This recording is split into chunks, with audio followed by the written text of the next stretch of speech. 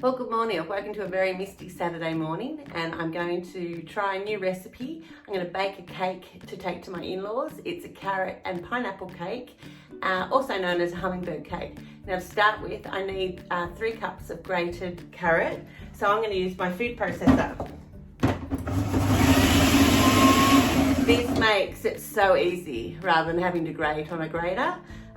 My girlfriend is keen to buy one of these. It's a Kenwood Multi-Pro, and it also weighs things, which is great when you're baking and needing to add extra ingredients. Anyway, I'll get my carrots done. Okay, done so quickly. I used about 4 medium to large carrots to grate for this cake. Now to start with, I've sifted 2 cups of self-raising flour and I've put 3 teaspoons of cinnamon in that as well. To that, I'm going to add a can of pineapple that I've chopped and drained.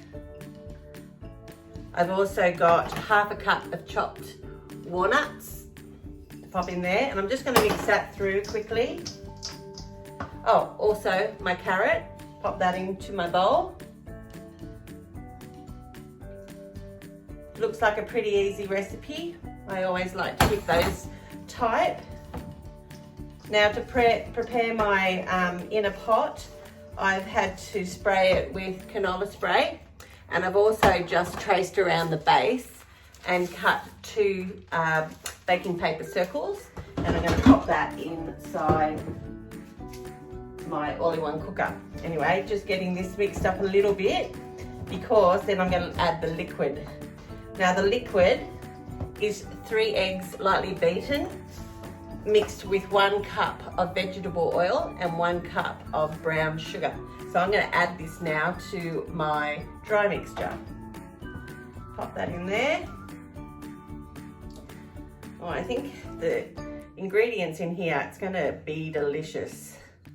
Sweet with that pineapple and a bit of spice with the cinnamon. So we're just going to mix that up together. Now that's combined really well, looking really moist. So we're going to pop that into our inner pot. Just carefully drop it in there, and then I'm going to use my spatula just to even it out.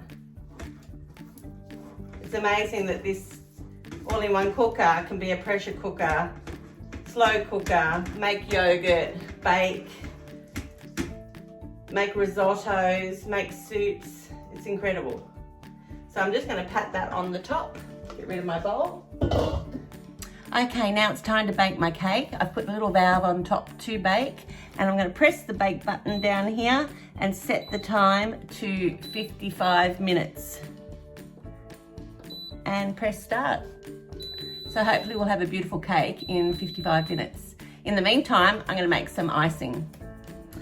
Okay, to make the icing, I've used 1 carton of cream cheese with 50 grams of butter at room temperature and 2 tablespoons of icing sugar.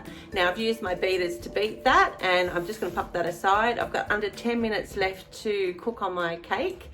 When it comes to time, I'm going to let it sit for 5 minutes, and then I'll check it with a skewer because apparently it's a very moist cake, so I need to make sure it's cooked in the center. If it does need a little bit extra, I would probably put it on bake for another 10 minutes. Then I'm to invert it onto a wire rack, let it cool down, and then ice it. I'm cutting it really fine to get this morning tea ready.